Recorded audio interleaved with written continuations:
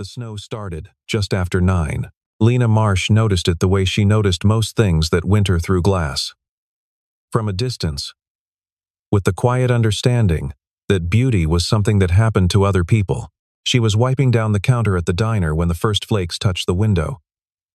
And for exactly 3 seconds, she let herself watch them fall before the bell above the door pulled her back. "Table 4 wants more coffee," said Darren, the line cook, without looking up. "I know," Lena said. She refilled the coffee. She cleared a booth. She wrapped her knuckles around a mug of hot water, not tea. She couldn't afford the bags and drank it standing up between the grill and the supply closet because that was the warmest corner of the building. It was her second shift of the day. The first had been at the dry cleaners on Halsted, 6 in the morning until noon, feeding other people's clothes into machines that smelled of chemicals so sharp they made her eyes water. Now it was past 10 at night. And she had 4 more tables to close before Marcus would let her leave.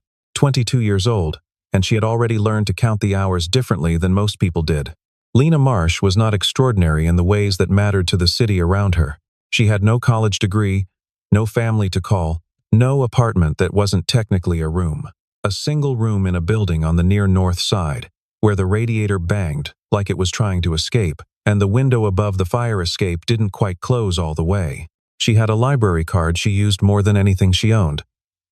She had a winter coat that had been a good coat once, some years ago, before she inherited it from a woman at the shelter who'd found something warmer. What she had, mostly, was a habit of noticing when someone needed something. The old man 3 blocks from the diner. The one who stood at the same corner, every Tuesday, with a paper cup. She always had something for him, a roll wrapped in a napkin. The leftover soup from the back of the line. Once, a pair of wool socks she'd found folded on a bench in the park, clean enough, still good.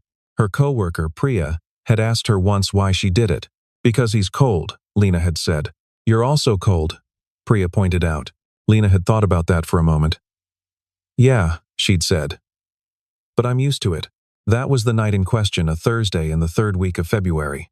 Temperature sitting hard at 14 degrees with a wind off the lake that stripped the warmth from your face the moment you stepped outside. The diner closed at 11.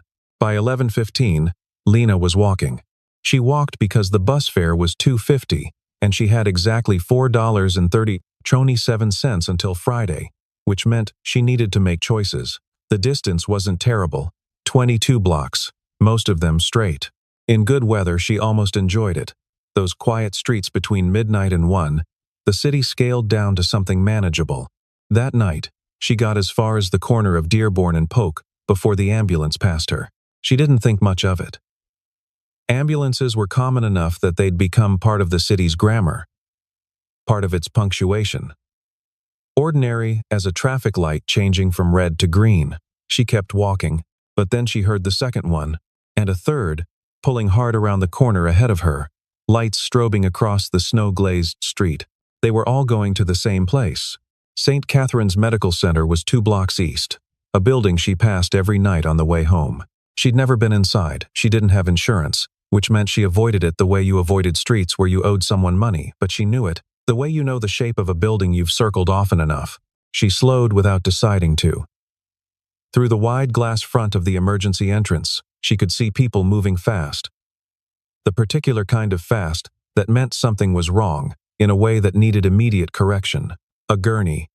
A man on it, his arm hanging off the edge in a way that seemed too loose, too uncontrolled, to be okay. Lena stopped walking. "Keep going," said the sensible part of her. The part that knew she was tired and cold, and had to be at the dry cleaners by 6. "This isn't yours. This doesn't belong to you." She stood on the sidewalk in the snow and watched the gurney disappear through the double doors. Then she went inside. The waiting room smelled of antiseptic and burnt coffee, and the particular staleness of recycled indoor air. The chairs were that specific shade of institutional gray that seems designed to discourage relaxation. There were maybe 12 people in them, most of them studying the floor or their phones, doing the quiet arithmetic of worry. Lena stood at the edge of the room, not sure why she'd come in. A woman in scrubs was walking fast past the reception desk, talking to another woman in scrubs. And Lena caught the end of the sentence without meaning to. "AB negative. We have almost nothing in the bank. And the surgical team is asking, the first woman said something Lena didn't catch. The second woman shook her head. There's no time for a transfer from Rush. We need someone in this building. Right now. Or, she didn't finish it. She didn't need to. Lena's blood was AB negative.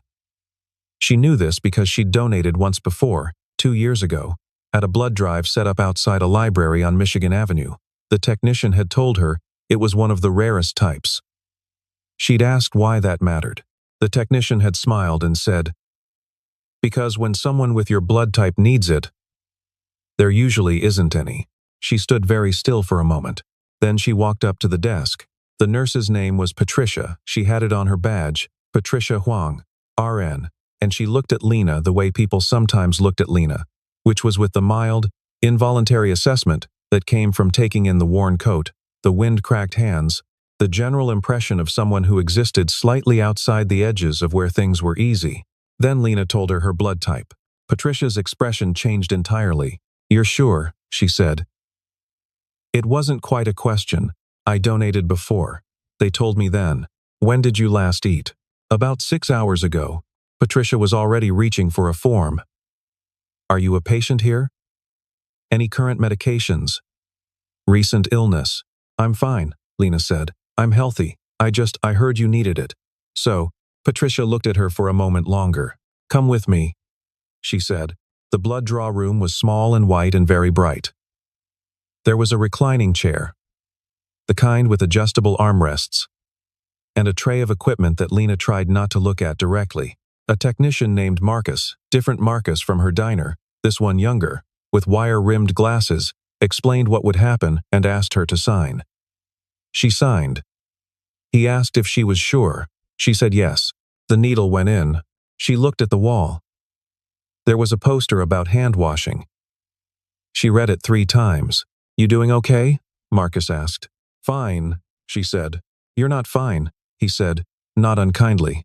You went pale when I opened the package. I'm okay with needles, she said. I'm just tired. He didn't push it. They sat in silence for the next several minutes. The bag filling. The room very quiet. Who is he? Lena asked, eventually. I can't. I don't need his name. She stopped. Does he have kids? Marcus paused. He glanced at the door, then back at her. A daughter, he said carefully. She's 6. She's in the waiting room right now with a social worker. Her dad came in alone. Lena nodded slowly. Single dad? She asked. That's what it looks like. She was quiet for the rest of it. When Marcus removed the needle, she looked at the small white bandage on the inside of her elbow and felt, in some remote and inarticulate way, that it mattered, that there was a child in a waiting room right now, and that child's father was still alive in some part because of this particular evening, this particular coincidence of blood type and timing, and a girl who'd walked in from the cold without quite knowing why. She stood up too quickly. Marcus put a hand on her shoulder. Sit, he said. 5 minutes. Orange juice. He pressed a small cup into her hand. She sat. She drank the juice. It was very sweet and slightly too warm. Thank you, Marcus said. He has a daughter. She said again, quietly, mostly to herself. Yeah, Marcus said. He does. She gave him 5 minutes. And then she stood up again. And this time her legs held. She walked out through the waiting room without looking at the chairs. She didn't want to see the little girl. She didn't know why. Exactly, some instinct told her that seeing her would change something, make it real in a way that would be harder to carry home. The automatic doors opened. The cold hit her like a flat hand. She started walking. Her building didn't have a name the way some buildings did. It had a number 1847 and a super named Garrett who lived in the basement and fixed things approximately when he felt like it, and a smell in the stairwell that Lena had never been able to identify but which she associated now, inescapably, with the feeling of arriving home after midnight. She climbed 3 flights. Her room was at the end of the hall, number 12. The door had a lock that required a specific angle of pressure left, then in, then turned, and which she'd stopped finding frustrating about 2 months after she moved in. Now it was automatic. Left, In turn, she pushed the door open and stood in the doorway. The room was cold. The radiator had been off since Tuesday. She'd told Garrett. Garrett had said he'd look at it. This was the extent of that relationship.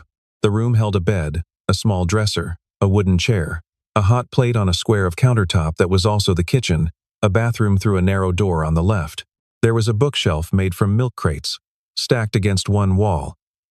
And the books on it were the things she'd accumulated slowly, from library sales and free shelf corners, and one summer, when she'd worked briefly at a used bookstore and had been paid partially in inventory. She kept the light off. The street light through the window gave enough. And she knew the room well enough that darkness was more comfortable than the single bulb overhead which flickered for approximately 30 seconds after you turned it on. She sat on the edge of the bed in her coat and looked at the floor. Her arm ached slightly where the needle had been. She pressed 2 fingers to the bandage, not hard. Just a light contact.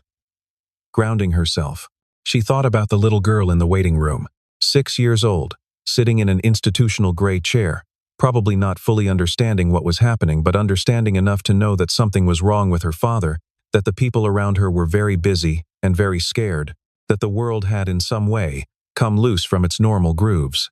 Lena knew what that felt like. She had been 8 when her mother left, 12 when her grandmother died, 14 when the last of the arrangements fell apart, and she ended up in the first of several temporary places, each one a little more temporary feeling than the last. She was used to sitting in rooms that weren't quite hers, waiting for things that might not come. At least, she thought. Today, I did something that mattered. She lay down on top of the covers in her coat and pulled the thin blanket over her legs. Outside, the snow was still falling. She could hear it, almost the particular way the city quieted when the weather came down heavily enough, as though the buildings were leaning in, muffling themselves. She was asleep before she finished the thought. In the hospital, 5 blocks away, and 2 floors up, a man opened his eyes. He lay still for a moment, reorienting. Ceiling tiles. Fluorescent light, the particular quality of hospital silence, which is not really silence at all but a continuous low hum of machines and distant voices, organized around the pretense of quiet. His name was Daniel Carter. He was 38 years old. He ran a company. He had a daughter named Emily, who was 6, who liked the color yellow and the letter E because it was the first letter of her name, who had recently decided that blueberries were the most important food and ate them at every possible meal. He had almost not come home to her. That was the thought that arrived first, before the pain in his side, before the awareness of the IV in his arm, before the institutional cold of the room. He had almost not come home to her. He had been in the back of a cab somewhere on the Eisenhower, some rupturing thing inside him working against him quietly, and then all at once, and the driver had pulled over and called 911, and someone had caught him before the sidewalk did, and then there had been a long, strange dark, and now this. The ceiling. The machines. A nurse appeared in the doorway. "Mr. Carter, you're awake. My daughter," he said. His voice came out rougher than he expected. "She's fine. She's downstairs with Dr. Romero from Pediatrics. She's been asleep in the family room for about 2 hours. She's safe." He let out a breath. "What happened to me?" the nurse explained, in the careful and slightly simplified language that medical professionals used when they weren't sure how much a patient could process. A rupture, blood loss. Surgery that had gone well, a transfusion that had made the difference. "Someone came in," the nurse said. "A young woman. She heard us talking about the shortage AB negative is rare, and she walked up to the desk and offered." Daniel was quiet for a moment. "She just walked in?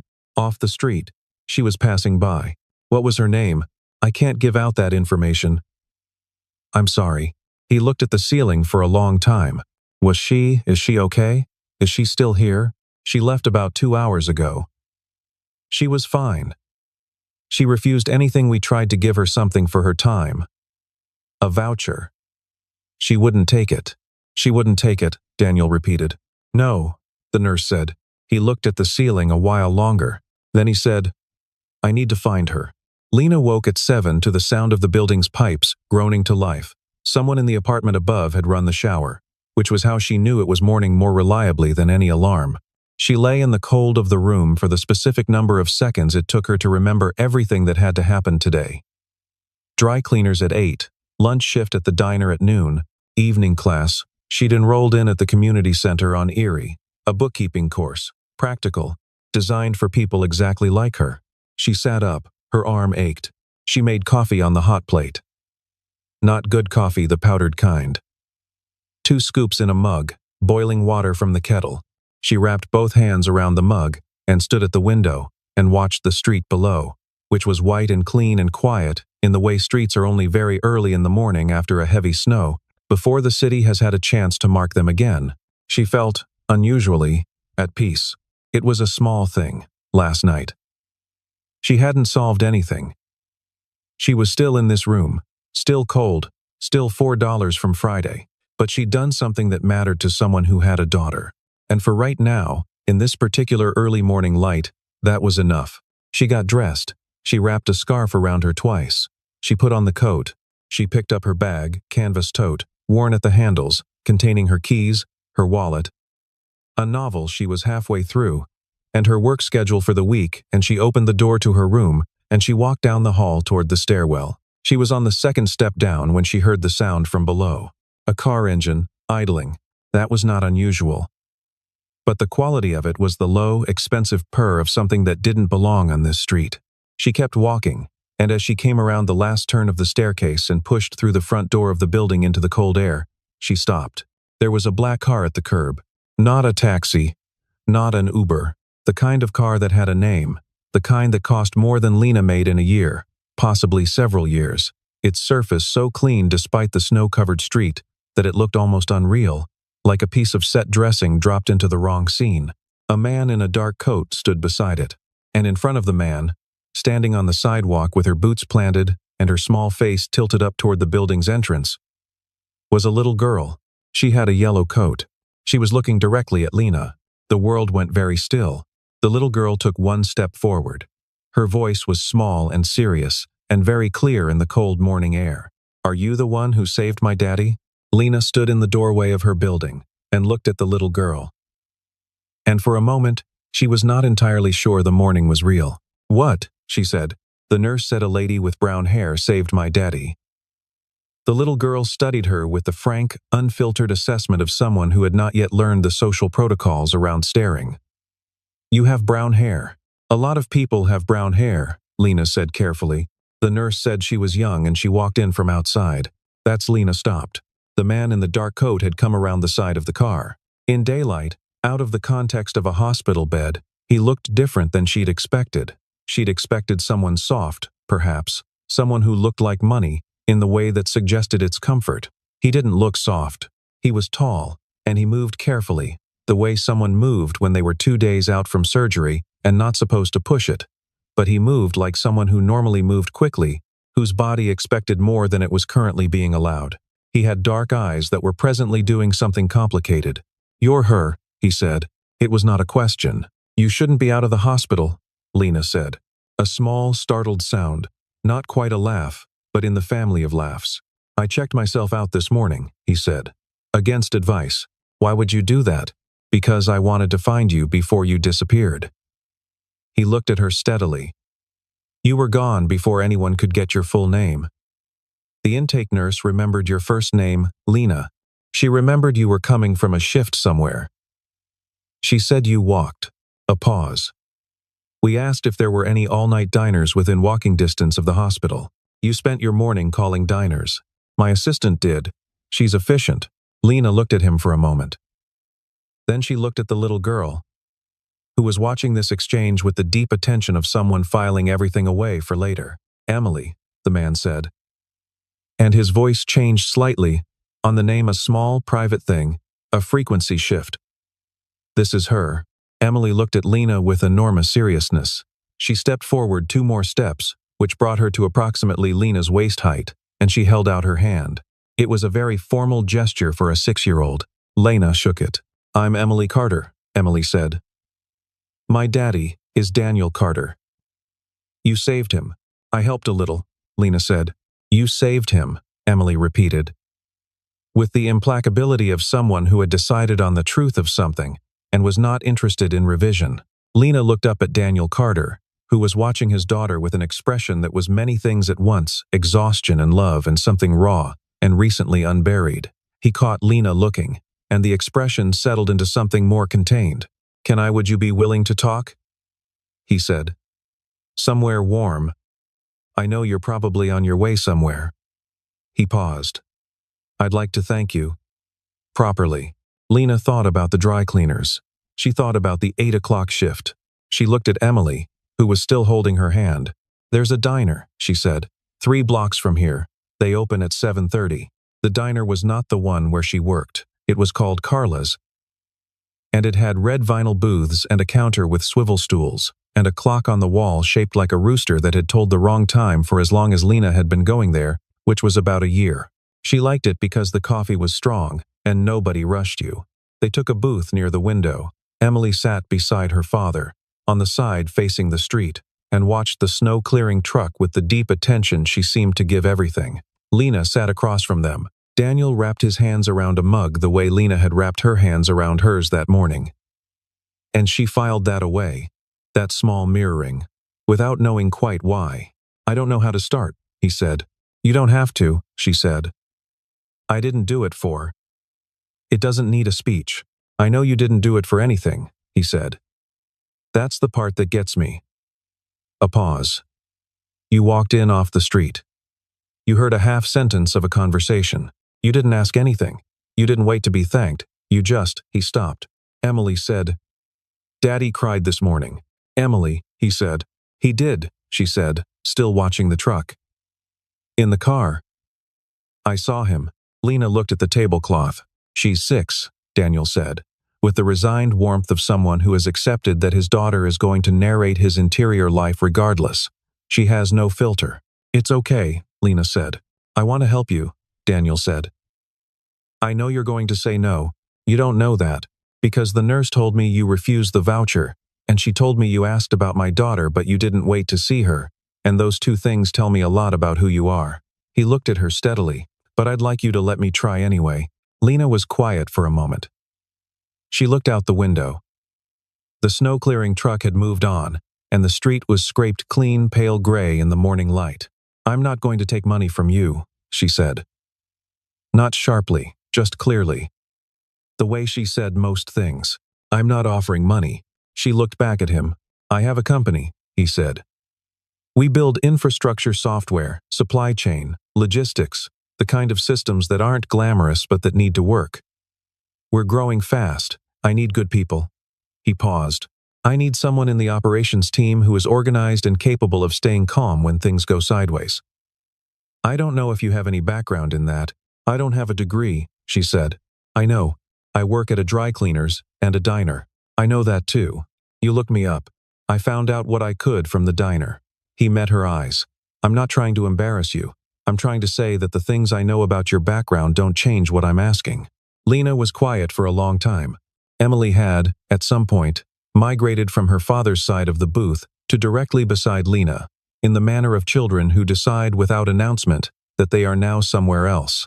She was examining the laminated menu with intense focus. Do they have blueberries? Emily asked. There might be a muffin, Lena said. Is it a blueberry muffin? We can ask. Emily nodded, satisfied. She set the menu down and leaned very slightly against Lena's arm, the way a cat might lean not asking for anything. Just noting a warmth and adjusting her position relative to it. Something moved in Lena's chest. She ignored it. Tell me about the job, she said to Daniel. He told her.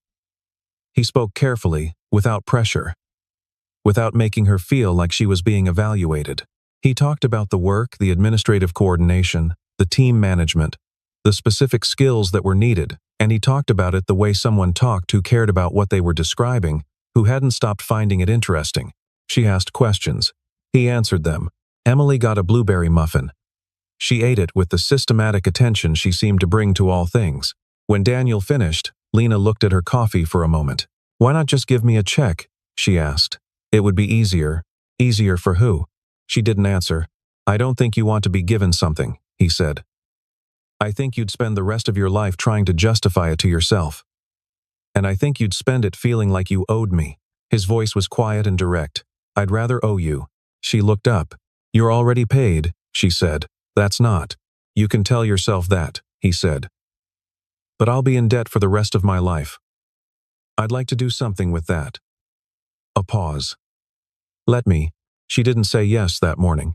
She said she'd think about it, and she walked to the dry cleaners, and she stood at the machine for 6 hours, and she thought about it. She thought about it through the lunch shift at the diner, carrying plates of eggs and club sandwiches to people who didn't look at her, who looked at their phones, or at each other, or at some middle distance she could never quite locate. She thought about the job, the actual job, not the mythology of it, not the version where it solved everything. She was realistic, had always been realistic. She thought about what it would mean to sit at a desk in a building that had working heat, to do work that used the part of her brain she'd been feeding through library books and late-night study sessions because there was nothing else to spend her evenings on. She thought about Daniel Carter sitting across from her at a red vinyl booth, saying, "I'd rather owe you." She thought about Emily, leaning against her arm without asking permission. She thought about the thing that scared her most, which was not failure. Failure was familiar. She had failed at things and survived them. The thing that scared her most was the possibility of having something good, of walking into something warm, and then watching it become the next temporary thing, the next room at the end of a hallway that smelled of something she could never identify, the next arrangement that held for a while, and then fell apart in ways that were no one's fault in particular. She had a talent, developed young and honed through years of practice, for not wanting what she couldn't have. It was, she understood, a form of self-protection that looked from the outside like contentment. Most people took it for contentment. She had let them, but she was 22 years old, and she was tired of being realistic in the particular way that meant preventing herself from reaching for things. The bookkeeping class on Erie had a module on financial planning. The instructor, a compact woman named Sandra, who had the energy of someone who had solved her own problems and wanted others to do the same, had said something in the third week that Lena had written in the margin of her notebook. The cost of not trying is never zero. She had stared at it for a long time on the bus home. She thought about it again now, standing at the sink in the dry cleaners. Steam rising around her. Other people's clothes passing through her hands in an endless patient stream. She called the number he'd left on a business card, plain white, just his name and a number, nothing corporate, on her walk home 3 days later. He picked up on the second ring. "I have conditions," she said. "Tell me. I want a real contract. Standard terms, not a favor-shaped thing. If I'm bad at the job, you fire me. If I'm good at the job, I get paid accordingly. Of course, I don't want anyone there to know why you hired me." There was a pause. "That's harder," he said. "I mean it. I want to walk in there as a person you hired because you think I can do the work. Not because I—" She stopped. "Not as a symbol." "Okay," he said. "I'll tell them you were referred by someone I trust." "That's true. That works." A pause. "Is there anything else?" he asked. "Not yet," she said. "But I'll tell you when there is." Another pause. And then, something that might have been a smile, transmitted through silence. "That works," he said. The office was on the 31st floor of a building on Wacker Drive. Which meant it had windows. Which meant it had a view Lena had previously only seen from the street below. The lake was gray and enormous. The city arranged itself around it in the particular way of Chicago. Bold and grid-shaped. Refusing weather. She started on a Monday in March. The work was hard. Not in a suffering way, in the way that good work is hard, that requires something from you, that has enough friction to be interesting. She was responsible for coordinating the operations team across 3 time zones, managing schedules, bridging the communication between departments that spoke different internal languages. There were software systems she had to learn. There were processes that made no sense until she traced them back to their origin and then made excellent sense. There were people who were, in the main, professionally cordial to the new hire, and not much more. There was a woman named Bridget Walsh, who had been with the company for 4 years, and who made it very clear, in the polite and technically unblameable way of someone who has mastered the art form, that she was not entirely certain about Lena. There was a man named Patrick Reeves in the engineering team, who went out of his way to explain things she hadn't asked to have explained, and who she later determined was not condescending, just enthusiastic, and so she adjusted her reading of him accordingly. There were early mornings when she sat at her desk, The city spread out behind her through the windows, and thought, "This doesn't belong to you. You don't fit here. Someone is going to figure that out." And then she would open the scheduling problem she'd been given and work on it until the voice quieted. She noticed, as the weeks passed, that the voice came less frequently, that something was happening that she didn't entirely have language for yet a calibration. The process of learning that you can do something, really learning it, not just believing it in the abstract but having it demonstrated to you daily through evidence. She was good at this. She was, genuinely, good at this. The problems she found interesting turned out to be the problems the team found hardest. The gaps she noticed turned out to be gaps that mattered. She bought 2 new work shirts at the end of her first pay period. Not expensive ones, she was still careful. Had not yet learned to be otherwise but actual work shirts, bought deliberately for this purpose. She hung them in the narrow closet of her room and looked at them for a moment before she turned off the light. Small thing. Everything that happened to Lena Marsh happened in small things. She saw Daniel occasionally in the hallway, in the glass-walled conference room, once in the elevator when neither of them said much, because they were both early, and the building still had that particular morning silence.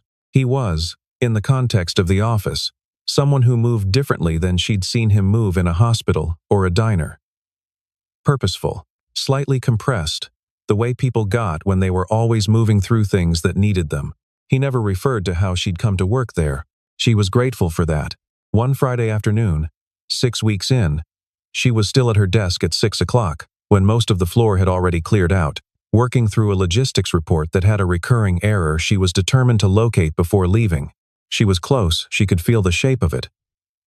That specific sensation of a problem yielding. You found it. She looked up. Daniel was standing at the edge of her workstation, holding 2 cups of coffee, looking at her screen. The discrepancy in the Portland data. "I've been trying to chase it for 2 weeks. She pointed at the column. Someone transposed 2 values in the master sheet. Everything downstream reflects the error. It's a 37-minute fix. He looked at the screen for a moment. "Bridget has 3 people who've been looking at that report," he said. "Sometimes, fresh eyes are useful," she said carefully. He handed her one of the coffees without ceremony. She took it. "How are you?" he asked. Not in the performative, professional way. In the actual way. "Better than I was," she said. Which was true. "Good," he said. And then, because he was someone who apparently said things directly, "Emily asks about you." Lena looked at her screen. "Does she?" "About once a day. She wants to know if the lady from the snow is coming over." Lena smiled despite herself. She felt it on her face before she decided on it. "The lady from the snow," she repeated. "She named you that before she knew your actual name," he said. It stuck.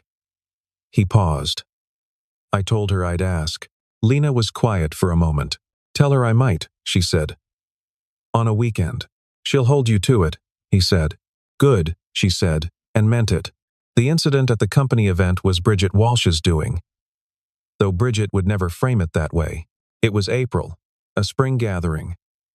Casual Friday drinks in the communal space on 31, the kind of thing Lena usually navigated with the efficient friendliness of someone who had learned to be likable without being known. She was fine at these. She had been fine at them her entire life. She was standing near the window with a glass of sparkling water when she heard it. From a cluster of 3 people behind her, the particular social murmur that meant someone was being discussed rather than spoken to. Doesn't quite fit, does she? This was Bridget. Not a question. A man's voice, Patrick Reeves, she thought, which surprised her. "She's good at the job. She's adequate," Bridget said. "My concern is where she came from." Daniel's very close-lipped about it. "Just referred by someone I trust." The last phrase in light. Skeptical quotation marks. It's not a normal hiring process. A third voice, someone she didn't recognize. "What are you implying?" "I'm not implying anything. I'm observing that she appeared from nowhere. That nobody in this industry had heard of her before February. And that Daniel is a pause. He's been through a lot this winter. He's not always thinking clearly." Lena set her glass down on the windowsill. She had 2 choices. She knew both of them. Intimately, she had been making this choice, in various forms, for most of her adult life. The first was to walk away, to let it go, to understand that this was the price of being somewhere you hadn't been born to, and to pay it quietly because it cost less than the alternative. The second was to turn around. She turned around. "Bridget," she said. Clearly, easily, the cluster of three pivoted toward her with varying degrees of composure. Bridget's was, to her credit, excellent. "I just want to be clear about something," Lena said. "I was hired because Daniel thought I could do the job. I think the Portland report, which I solved this week after 2 weeks of other people trying, is pretty decent supporting evidence for that." She looked at Bridget steadily. "I don't have a degree. I don't have an industry background. I do have the ability to find a transposed number in a 40-column spreadsheet at 6 o'clock on a Friday. If that's adequate, I'm fine with adequate. Silence. But I want to be clear," Lena continued, "that my being here is not a favor to me. It's a professional relationship. That's all it needs to be." She picked up her glass. She walked away. She was at the elevator when she heard footsteps behind her. She pressed the button for the lobby and waited. "Lena." It was Daniel. She turned. He'd been across the room. She hadn't known he was close enough to hear, but apparently he had been. "You didn't need to do that," she said. "I know," he said. I'm not here to defend you. You didn't need defending." "Then why?" "Because I want you to know," he said, "that you're here because you belong here. Not because he stopped. Not because of anything other than the fact that you are genuinely good at this." His voice was quiet and unhurried. "I should have..." Lena looked at him for a moment. "You were clear," she said. "I just needed some time to believe it." The elevator arrived. She got in. The doors began to close. Through the gap, she saw Emily's father standing in the hallway of a building on Wacker Drive, watching the doors close with an expression she was getting better at reading. She let herself look at it. It snowed in April. Not hard, a late-season softness, more light than substance, the kind that melts by noon and leaves no mark. But when Lena walked out of her building on a Saturday morning, there it was. The street dusted white. The air with that specific clarity that only came with new snow. She was on her way to Daniel's apartment. Not for work. She knew that. Had known it, with increasing clarity, since the evening he'd handed her a cup of coffee without ceremony, since the parking lot in February where Emily had shaken her hand with enormous formality. She'd been careful about it, had taken her time, had let the professional layer establish itself fully before letting anything else near it. She was ready to let something else near it. The address was a building in the West Loop. Residential. The kind of building that had a doorman and a lobby with art in it. She gave her name. The doorman called up. She rode the elevator to the 7th floor. Emily opened the door. She was wearing a yellow shirt and paint-stained jeans and a look of absolute satisfaction. "I knew you'd come," she said. "You did? I said to Daddy that you'd come today. He said we'd see." "He was right to say we'd see," Lena said. "But I was right," Emily said. This was not wrong. The apartment was warm and smelled of coffee and something baking. It had bookshelves, real ones, floor to ceiling. The kind that made rooms feel inhabited rather than staged. There were drawings on the refrigerator and a yellow rug in the living room, and evidence everywhere of a child who was encouraged to take up space. Lena looked at it all and felt something settle in her chest, something she didn't have an immediate name for. Daniel came out of the kitchen. He looked different here than he did anywhere else she'd seen him. Easier.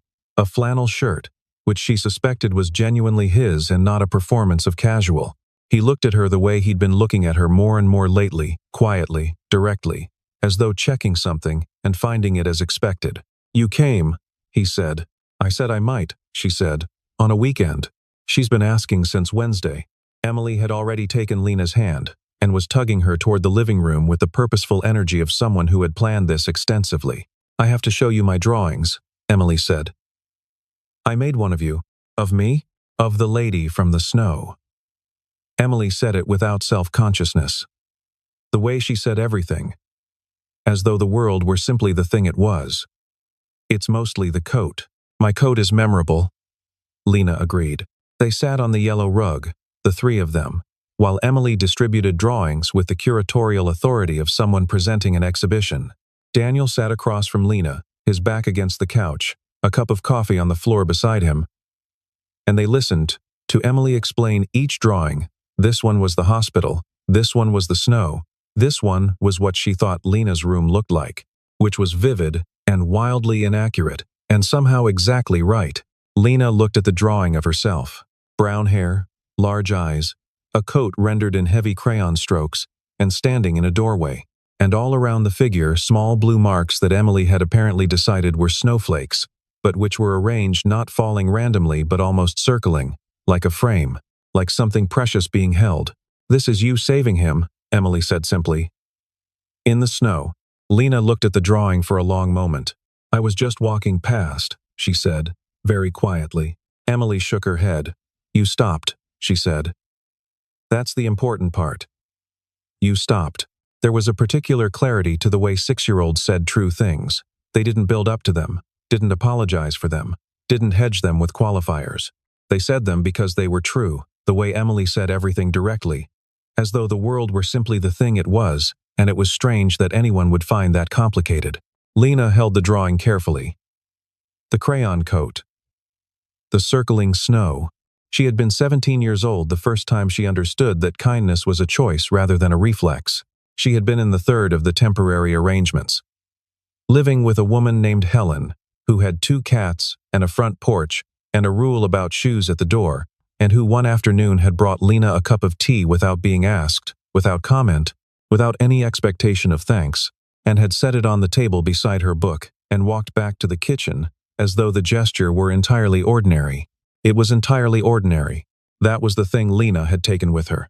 Not the gesture itself, but the understanding it represented, that ordinary kindness, done without performance and without account. Keeping was what made the difference between a world that held together and one that didn't. You didn't do it because someone would see. You did it because you happened to be there. And you could. And that was enough reason. She had lived by that for 5 years, given roles to the man at the corner, stitched up the broken hem on a stranger's coat at a shelter, walked into a hospital on a February night because she heard a half-sentence and her blood type happened to match. She had never expected it to come back to her like this. Outside, the late-season snow was already melting. The morning light was coming through the windows at a low angle, the specific gold of early spring, and it fell across the yellow rug and the drawings spread out on it, and the 3 of them sitting there in the warmth of an ordinary Saturday. In her worn coat, which she still wore, and would wear until it finally gave out, because it was hers and she'd earned it. Lena Marsh looked at the drawing and felt, for the first time in a long time, something she recognized as home, not the room on the 3rd floor of a building with a broken radiator. Not the dry cleaners, not the diner. Not any of the temporary places she'd learned to make do in. This specific warmth. This specific quality of being seen. Emily had, in the manner of 6-year-olds everywhere, moved on from the exhibition to something else, a board game she was extracting from a low shelf, with the focused energy of someone who had already decided what was happening next, and was simply waiting for the adults to catch up. She narrated the process in an even undertone, listing the rules of the game as she understood them, which was with considerable confidence and some creative interpretation. Daniel was watching his daughter the way Lena had seen him watch her before, with that particular combination of exhaustion and love that seemed to be the specific texture of his affection, as though being Emily's father was the one thing in his life he had no distance from. He glanced up and found Lena looking. He didn't look away, neither did she. "Thank you," he said quietly. She looked up. He was watching her. "I know you didn't do it for anything," he said. "I know you'd say it wasn't about us. That you'd have done it for anyone." He paused. "I believe you. And I'm still glad it was you." Lena held the drawing carefully in both hands. Outside, the snow kept falling, soft and directionless. The way things ended and began at the same time. She had walked in from the cold. She had been walking in from the cold for as long as she could remember. But now, finally, there was somewhere warm on the other side of the door, and someone had left it open.